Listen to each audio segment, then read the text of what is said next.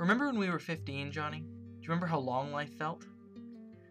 Well, it felt a lot longer then than it does now. Because when I was 15, the previous 5 years seemed like an eternity.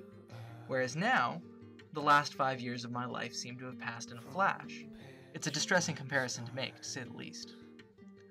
A falling object accelerates, and aging feels kind of like falling. But I've known about that for a long time. It recently occurred to me, though, that I've undergone a change I expected would never happen. When we were 15, we felt endlessly creative. I don't know if it's a trick of my memory or not, but I think we were. We wrote skits for fun, we played around with cameras and made music, and most importantly, I feel as if we were coming up with absurd little in-jokes all the time.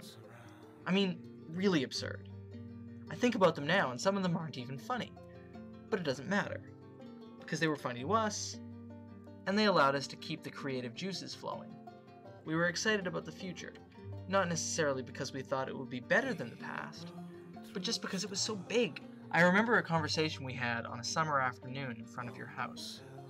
If you recall, a large component of our humor and, I think, of our communication in general was pretending to be characters, often irrational characters who would get into absurd and hilarious situations.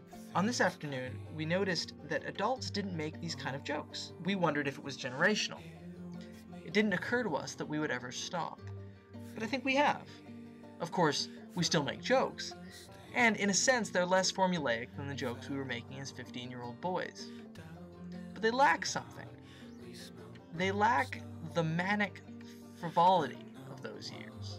They lack the bold weirdness. I remember feeling an intense desire to do truly bizarre things, for the sake of bizarreness. If I'm not mistaken, we were known for it, especially you. I mean, I had my moments too. Remember the toothbrush thing? But we didn't question it, and it didn't occur to us particularly that other people might not share our sense of humor. I mean, we knew that some people, they wouldn't get it, but baffling outsiders was a big part of the thrill. What I'm saying is that I feel less creative now. I feel like that's part of adulthood, as if my brain has changed, and now I'm not the way I was before. Nobody warned me of this. They warned me of poor health, they warned me of heartbreak, loneliness, addiction, but they didn't warn me that without even realizing it, I would forget how to be joyfully bizarre. I stopped acting and making music. I stopped writing for fun. And for the most part, I stopped reading fiction in the last few years. All of these changes were consequences of the career choices I made. I don't regret going into such a serious field. But I wonder if I wouldn't have lost this part of myself if I hadn't neglected it. And yes, damn it, Johnson, is in part an attempt to get those creative juices flowing again. I think it might work. All human talents, skills, and tendencies are strengthened by practice after all, and creativity is no different. But I find it interesting that it's taken this for me to remember that conversation, and to realize how naive of us it was to think that we were the exception, that what had happened to the other adult wouldn't happen to us.